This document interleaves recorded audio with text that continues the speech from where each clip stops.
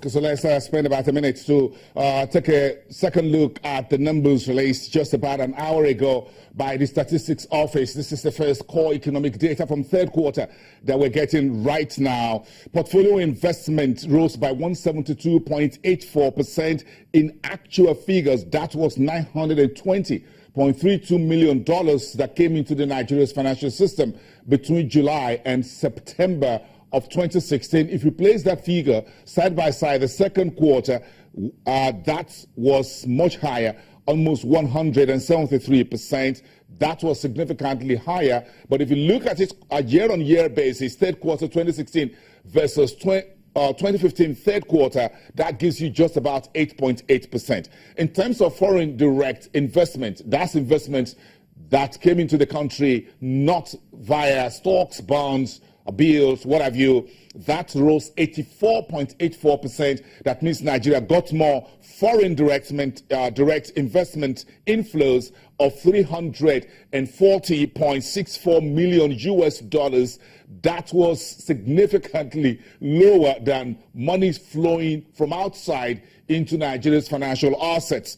Then you look at the other investment, we had about 7.8% growth quarter-on-quarter basis, $561.6 million US into other investments. So you got three categories: portfolio investment, foreign direct investment, and other investment. Portfolio is still number one, 172.84%. The total figure for the quarter, $1.822 billion US. This supported what the central bank talked about in September at the monetary policy meeting, that there was a reaction from foreign investors bringing more money into the economy. The data from the Statistics Office this morning just confirmed what the central bank said without giving exact figure when the last MPC meeting was held. What has happened since then? We have November. We have 2 weeks to wait to hear again from the central bank. It has been an increase in the figures that we have as far as capital importation was concerned. The highest level of capital importation into Nigeria was in the month of August, $894 million US. The second highest level was in the month of September, $649.76 million US. Meantime, what you saw there is a bit of what you expect later this month. October inflation is expected early next week from Monday the 14th. Then you find out that the debt office will do the regular monthly FGN bond auction on the 16th. That will be next week, Wednesday. The results for that will be out on Thursday. Meantime, the third quarter GDP will be out on November the 17th. That is expected next week, Thursday. And when we come back from that weekend, we'll be looking to Godwin Emefiele and the rest of his team for the final monetary policy meeting in 2016, November 21 and 22nd, usually a two-day meeting. The announcement at about 2:30 local time on Tuesday the 22nd. And bringing up the end of the month will be the third quarter job data, as well as the unemployment figures, also from the Bureau of Statistics. Let's return to the markets, get a quick preview into the oil and gas stocks.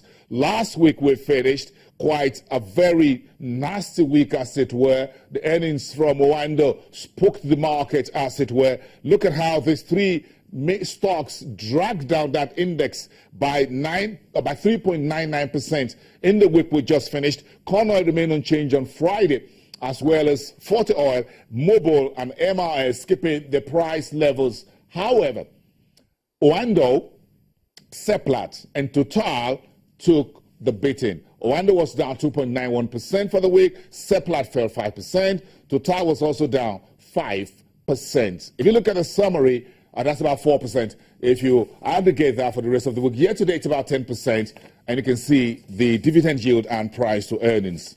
Meantime, into the broader picture, be prepared for increase in petrol prices. That is what the NNPC may be sitting down with the president to discuss over the next couple of days. 145 is no longer workable, it's no longer profitable to import and distribute petrol products locally. That's what the news saying this morning. So the State Oil Corporation is set to review the template. As you see, the value of the Naira down about 40% since we floated the currencies markets on the 28th of June this year. Meantime, the Senate says the Department of Petroleum Resources should provide daily record of how much Nigeria produces and how much oil is being sold on a daily basis to the Senate. That's what we call accountability. Now we have a lot to talk about, the numbers and what's in the news. Let's see how all of this squeezed together can help you make a sense of the financial marketplace. Wale Olusi is an investment analyst at Afrinvest, and he's giving us a few minutes of his time early today now to talk about how to trade the news and economic data. Wale, good morning. Thanks for coming through. Morning. Yeah, thank you. So, the capital importation report from the MBS is already out on the streets, and I'm sure you've seen, you have a calendar. There's a lot to talk about.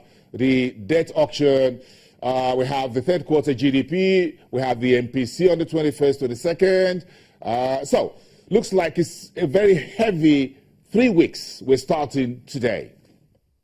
Yeah. So do you think this economic data and news will move the markets?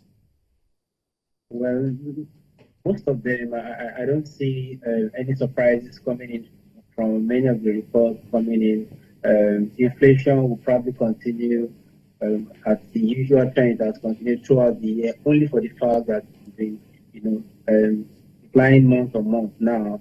So I don't see that, really impacting the market significantly.